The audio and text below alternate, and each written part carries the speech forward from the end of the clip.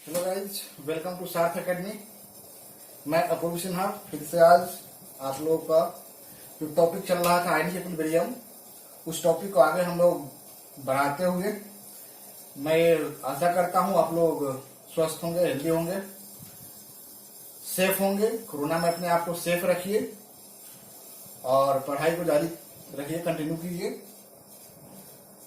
तो हम लोग स्टार्ट करते हैं नेक्स्ट टॉपिक आयनिक इक्विलिब्रियम का। आज का जो टॉपिक स्टार्ट कर रहे हैं, लास्ट टॉपिक हम लोगों ने खत्म किया था एसिड बेस के बारे में।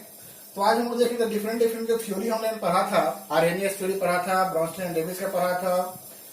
तो आज देख रहे थे कंपेरिजन, तीनों थ्योरी का हम लोग कंपेरिजन देख लेते हैं। इसमें कुछ एक पॉइंट है जो आप लोग नोट कर लीजिए कि कौन कौन से एसिड्स हमारे आर्हेनियस होंगे, कौन ब्रॉन्स्टेड होंगे, कौन आर्हेनियस और ब्रॉन्स्टेड दोनों शो करेंगे। इसमें पहला पॉइंट होगा कि all Arrhenius acids, all Arrhenius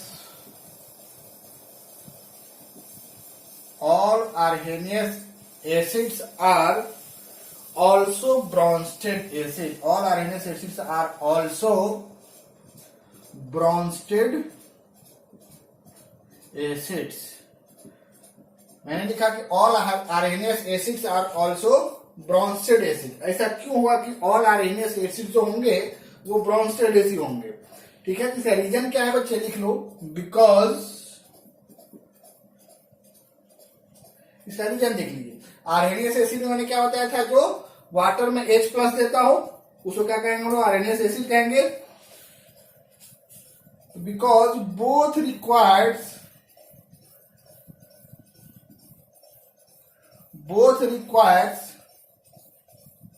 H plus ion. Both requires H plus ion as a source of proton. Both requires H plus ion as a source of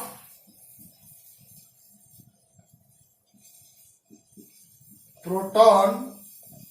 किसके लिए? For acids. इसको याद रखिएगा कि all both requires H plus ion as a source of proton for acid. दूसरा point है कि Arrhenius bases are may not be Bronsted base. Arrhenius base होंगे वो जरूरी नहीं है कि सारे के सारे ब्रॉन्स्टेड बेस होंगे। कैसे देख लीजिए, NOOH देख लो आप। आर्हेनियस के हिसाब से क्या था कि वाटर में जो OH माइनस आयन देगा वह क्या कहलाएगा, बेस कहलाएगा। बट NOOH जो होता है वो क्या करेगा, इट डज नॉट एक्सेप्ट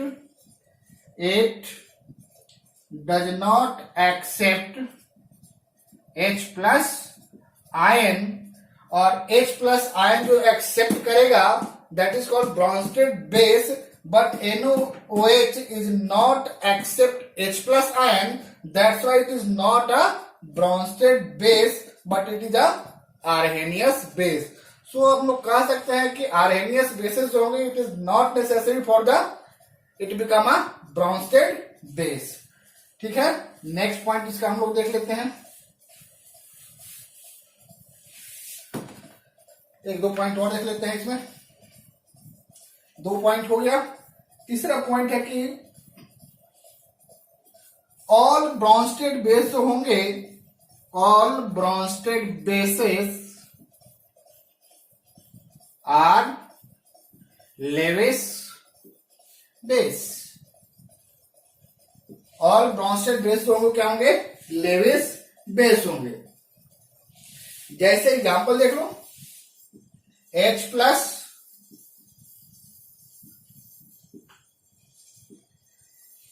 यहां से पता चल रहा है कि ब्रॉन्स्टेड बेस जो होंगे क्या होंगे, वो लेविस बेस भी होंगे। Similarly all Bronsted acids are not Lewis acids. जितने भी ब्रॉन्स्टेड एसिड्स होंगे या जरूरी नहीं कि सारे के सारे क्या होंगे हमारे लेविस एसिड होंगे। बिकॉज रीजन क्या है इसका? बिकॉज लिख सकते हो क्या कि जितने भी एसिड्स होते हैं वो क्या होंगे, ब्रोंस्टेड एसिड में H प्लस, डोनर क्या होंगे हमारे, ब्रोंस्टेड एसिड होंगे। बट लेविस में ऐसा नहीं है। तो आफ्टर ऑल सब पॉइंट देखने के बाद अगर हम कंक्लूजन निकालें तो कंक्लूजन लोग कह सकते हो क्या कि not a single theory can explain all the acids and bases. तो कंक्लूजन अगर हम लोग इसका देखें बच्चे तो कंक्लूजन लिख सकते हो, कंक्लूजन कि कोई भी सिंगल एक ऐसा थ्योरी नहीं है जो हमारे सारे एसिड्स एंड बेस को फुलफिल करता हो। दैट मीन्स कि जितने भी मैंने थ्योरी पढ़ा है सारे थ्योरी को कंबाइन करके तब हम लोग क्या डिसाइड कर सकते हैं कि कौन एसिड्स है कौन बेस है। कोई एक थ्योरी ऐसा है जो किसी एसिड को बताता है, दूसरा थ्योरी नहीं बता रहा है। तो लिख सकते हो not a single theory can applicable for acids and bases। ठीक है, कोई भी सिंगल थ्योरी नहीं है जो कंप्लीट हमारे एसिड बेस को डिफाइन करता हो। ठीक है, ये था जो लास्ट क्वेश्चन का कंपैरिजन था वो है। नेक्स्ट टॉपिक हम लोग स्टार्ट करें।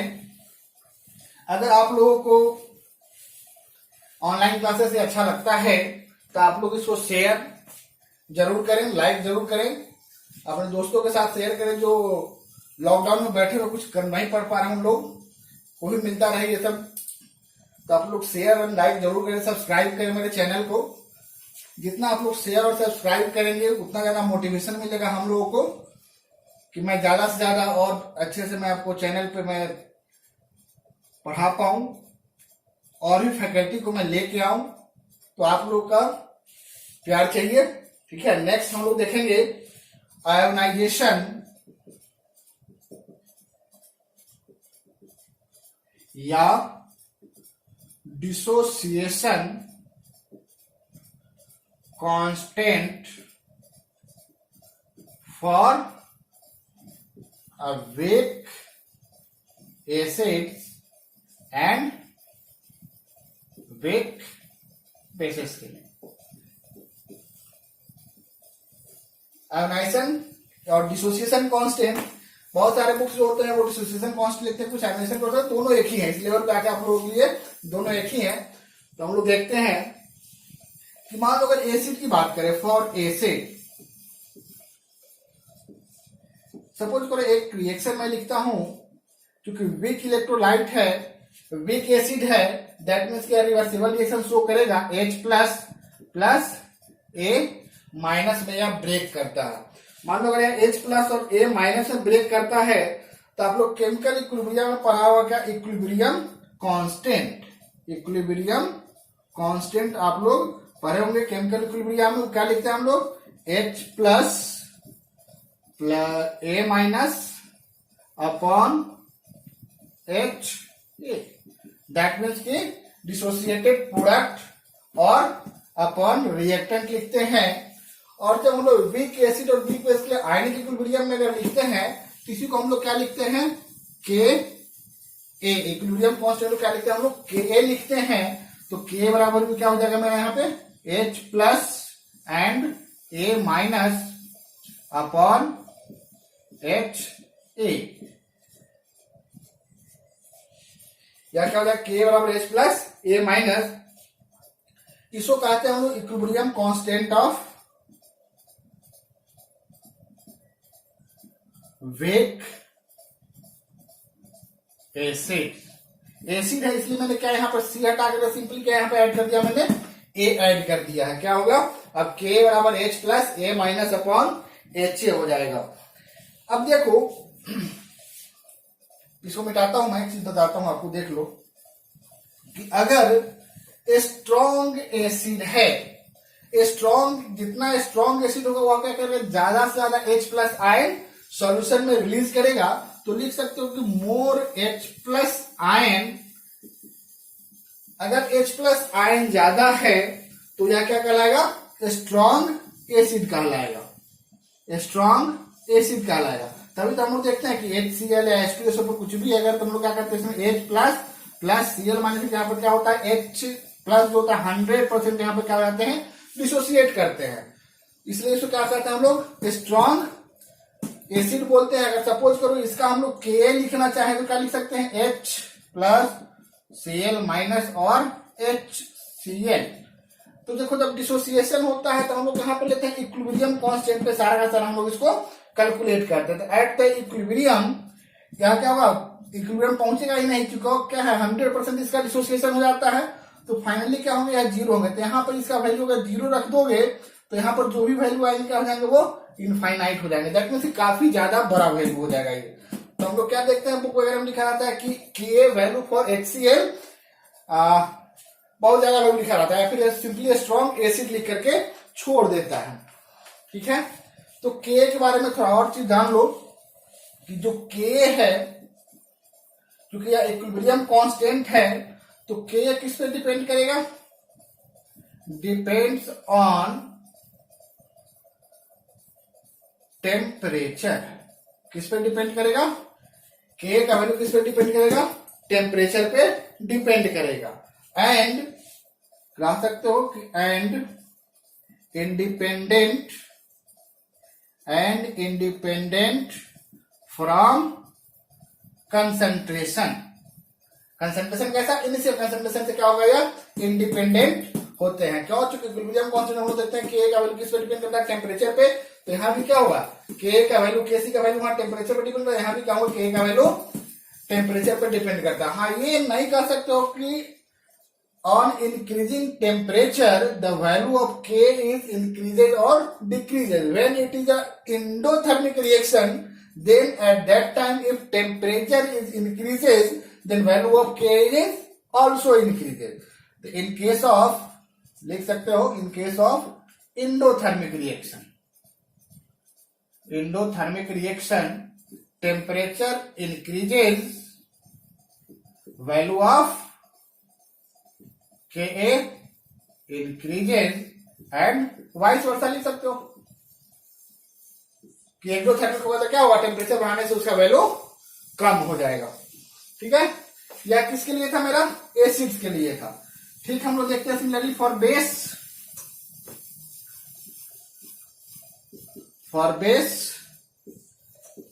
Take a reaction BOH and after dissociation it becomes B plus OH minus. So directly we write Kb is equal to B plus and OH minus upon BOH. Since it is a base और हम जानते हैं कि base होगा तो जितना ज्यादा से ज्यादा OH माइनस आयन में डिसोसिएट करेगा, that base become a strong base. तो स्ट्रॉन्ग बेस अगर होंगे, स्ट्रॉन्ग बेस है, दैट मीन्स कि OH का डिसोसिएशन होगा, क्या होगा? ज्यादा से ज्यादा होगा OH का डिसोसिएशन। अगर OH का वैल्यू ज्यादा होगा तो क्या होगा? बेस ज्यादा होगा, स्ट्रॉन्ग बेस होगा। और यहाँ पे Kb का वैल्यू भी हम लोग क्या कहेंगे? वैल्यू ऑफ Kb क्या होंगे? यहाँ पे ज्यादा होंगे। ठीक है, तो यह क्या था? हमारा ionization constant of acids and base था। इसके बाद हम लोग देखेंगे एक बड़ा सिंपल सा एक लॉ है। जब मैं आपको पढ़ा रहा था आरएनएस एसिड बेस के बारे में, तो वहां बताया था, मैंने एक नाम लिया था Ostwald dilution law. Ostwald dilution law. Dilution आप लोग समझते हैं डाइल्यूशन क्या होता है? तो ओस्टवार्ड डाइल्यूशन लॉ कहता है, इसका स्टेटमेंट लिख लीजिए। स्टेटमेंट इसका, the degree of dissociation,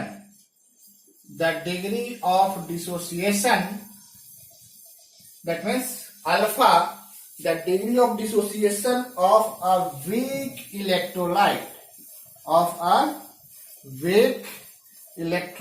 mind it कि मैंने यहां ना एसिड बोला है ना बेस बोला, वीक इलेक्ट्रोलाइट लिखा है, that means it becomes a acid और base both as directly proportional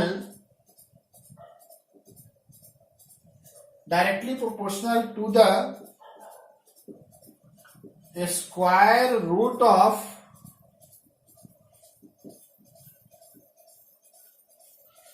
the degree of dissociation alpha of a weak electrolyte is directly proportional to the square root of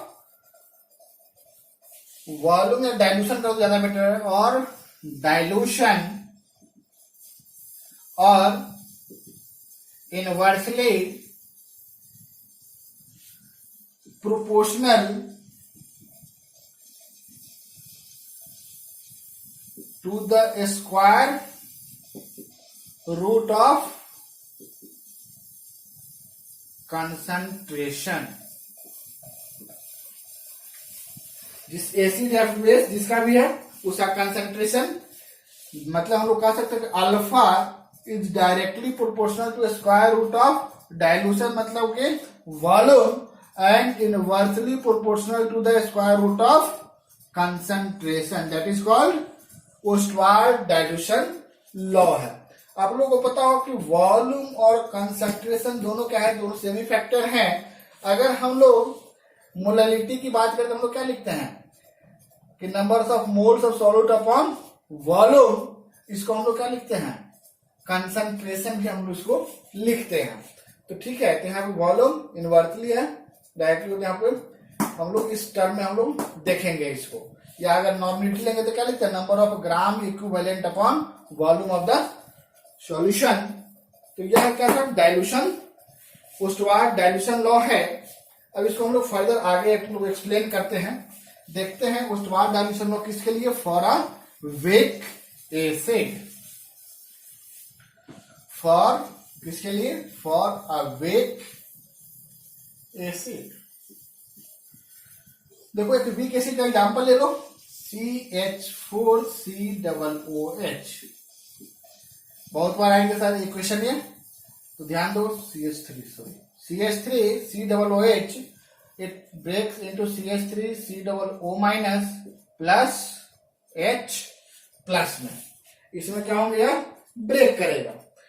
तो हम लिख लेते हैं कि लेट द वॉल्यूम ऑफ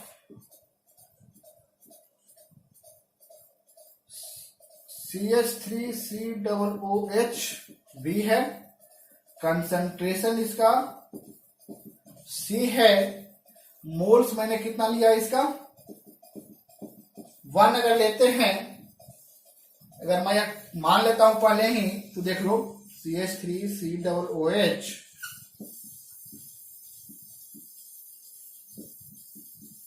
क्या होंगे, एक बार देख लो। जब टाइम मेरा 0 था, मतलब एट इनिशियल स्टेज पे क्या था, यह 100 मोल्स की बात करें तो यह 100 मोल था, उस समय क्या होगा, यह डिसोसिएट नहीं किया होगा। बट आफ्टर सम टाइम, तो हम लोग लेते कब है, इक्विलिब्रियम कंडीशन में हम लोग क्या लेते हैं, इस सारा हम लोग कैलकुलेशन कब करते हैं, इक्विलिब्रियम कंडीशन पे। तो T बराबर T इक्विलिब्रियम में देखें तो अगर मान लो कि यह इनिशियल कंडीशन में क्या था, 1 था, 0 था, इक्विलिब्रियम कंडीशन में क्या था, मान लो अगर अल्फा डिसोसिएट किया इसका, तो यह भी क्या करेंगे, अल्फा डिसोसिएट करेंगे, तो यहां से क्या होगा, 1 माइनस अल्फा डिसोसिएट करेगा। ठीक है, जितना यहां डिसोसिएट किया है, क्योंकि अल्फा हम लोग का डिग्री ऑफ डिसोसिएशन काफी कम हो रहा है, तो जितना डिसोसिएट यहां करके बना होगा उतना यहां से माइनस भी होगा। अगर वॉल्यूम कंसीडर करें तो वॉल्यूम से डिवाइड कर दे यहां पे, तो देख लो, ऊपर मिटाता हूं मैं, अगर हम लोग के ए लिखे तो आपको पता है क्या लिखेंगे, CH3CO minus H plus upon CH3COOH, value put कर दो इसका, तो अल्फा अपॉन भी इंटू अल्फा अपॉन भी into 1 minus alpha upon B, एक बी से बी कैंसिल कर दो, क्या हो जाएंगे, अल्फा स्क्वायर भी 1 माइनस अल्फा। तो लिख सकते हैं के बराबर क्या हो जाएगा बच्चे, अल्फा स्क्वायर भी इंटू 1 माइनस अल्फा। ठीक है, तो मैंने लिया किसके लिए, फॉर वीक एसिड की बात कर रहे हैं, तो फॉर वीक एसिड लिख सकते हो, for weak acid alpha is very very less than 1, so 1 minus alpha becomes almost 1 के बराबर, तो के क्या लिख लेंगे हम लोग, अल्फा स्क्वायर अपॉन वी, तो यहां से ले लेंगे अल्फा बराबर क्या हो जाएगा बच्चे, K A upon K into V का स्क्वायर रूट, और ओसवाल्ड डाइल्यूशन लॉ यही कह रहा था कि degree of dissociation is directly proportional to volume या डाइल्यूशन ऑफ द सॉल्यूशन। आ गया ये, तो ओसवाल्ड डाइल्यूशन लॉ क्या कर रहा है, एप्लीकेबल है।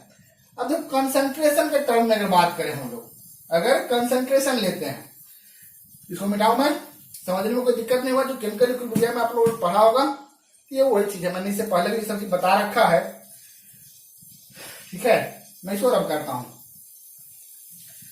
सपोज करो मैंने जो अभी रिएक्शन लिया था, क्या लिया था, CH3COOH प्लस H प्लस, मान लो कि कंसंट्रेशन इनिशियल कंसंट्रेशन का टाइम 0 था, उस समय कंसंट्रेशन इसका क्या था, C था, और क्या था उस समय, अनडिसोसिएटेड था, 100% एसिटिक एसिड मेरा सोल्यूशन में प्रेजेंट था।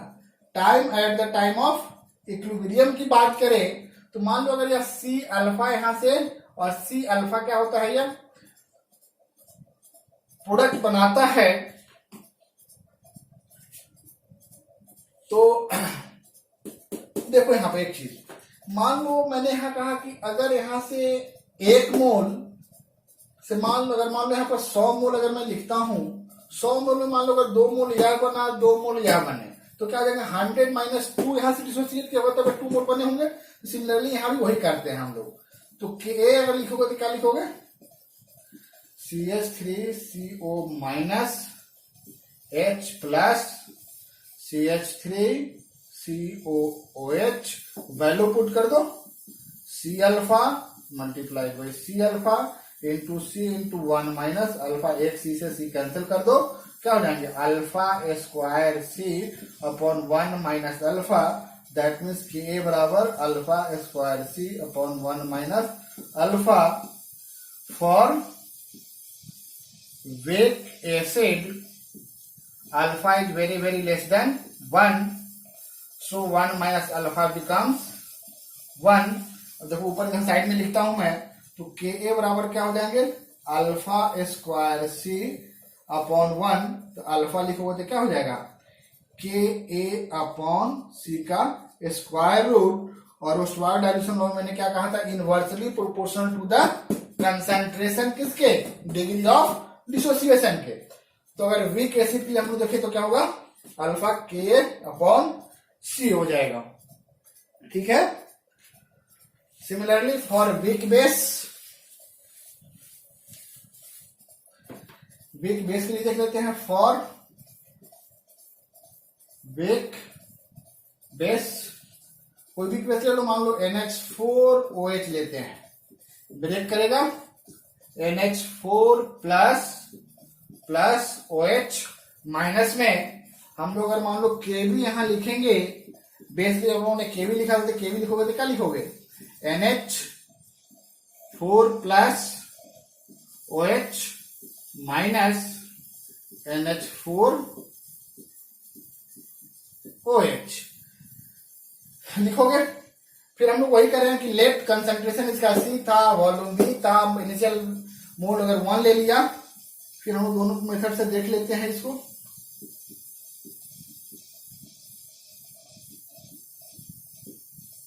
टाइम 0 था, उस समय मेरा क्या था, 1 था, 0 था, टाइम मेरा कब था, इक्विलिब्रियम पे लिया, उसमें क्या रहा होगा, अल्फा डिसोसिएट किया, अल्फा डिसोसिएट किया, यहाँ से 1 माइनस अल्फा रहा होगा, तो के भी लिखोगे तो क्या लिखोगे, NH, वैल्यू डाल दो यहाँ पे, अल्फा सॉरी वॉल्यूम अगर है तो वॉल्यूम बी, तो alpha upon B into alpha upon B upon 1 minus alpha upon B, एक बी से बी कैंसिल कर दो, क्या हो जाएंगे, alpha square B into 1 minus alpha, तो के भी लिख सकते हो क्या, alpha square B into 1 minus alpha. एक और मैं चेक कर लेता हूं कि नीचे यहां तक दिखाई दे रहा है कि नहीं दे रहा है। दिख रहा है, तो यहां तक कोई दिक्कत नहीं होगा। फॉर वेक बेस की बात करें तो alpha is very very less than 1 होंगे, तो के भी क्या लिख लोगे सिमिलरली, अल्फा स्क्वायर अपॉन वे, और अल्फा बराबर क्या लिख लोगे, रूट अंडर के बी इंटू बी। यह भी डायल्यूशन लॉ किसके लिए हो गया, और dilution law for weak base. Concentration के टर्म में देख लेते हैं इसको। इनिशियल में टाइम 0 था, उस समय क्या रहा होगा, सी या क्या था, 0 0। टाइम बना तो इक्विलिब्रियम कंडीशन पे लेते हैं, तो C minus C alpha, that means C alpha form किया होगा इधर। तो के भी क्या लिख लोगे बच्चे, वैल्यू पुट कर दो, C alpha multiplied by C alpha into C minus C alpha. तो सी कॉमन लो लोगे तो क्या हो जाएगा, 1 माइनस अल्फा, सी से सी कैंसल। तो के भी क्या लिख लेंगे हम लोग, alpha square C upon 1 minus alpha. For weak base alpha is very very less than 1, तो 1 minus alpha almost equal to 1। तो के भी क्या हो जाएंगे, अल्फा स्क्वायर सी। तो अल्फा बराबर लिखोगे तो क्या लिखोगे बच्चे, के बी अपॉन सी का स्क्वायर रूट। और यही तो हमारा ओस्वार्ड डाइल्यूशन लॉ था। ठीक है, ये मेरा क्या था, ओस्वार्ड डाइल्यूशन लॉ था। तो होप्स हो कि यहां तक आप लोगों को दिक्कत नहीं आया होगा। अगर कुछ भी दिक्कत आता है आप लोगों को, तो मैं बार बार रिक्वेस्ट कर रहा हूं आपसे कि पूरे केमिस्ट्री में कहीं से भी कोई दिक्कत आता है तो ऐसा नहीं कि मैं सिर्फ आयनिक इक्विलिब्रियम में क्लास ले रहा हूं तो आयनिक इक्विलिब्रियम कहीं बताऊंगा मैं।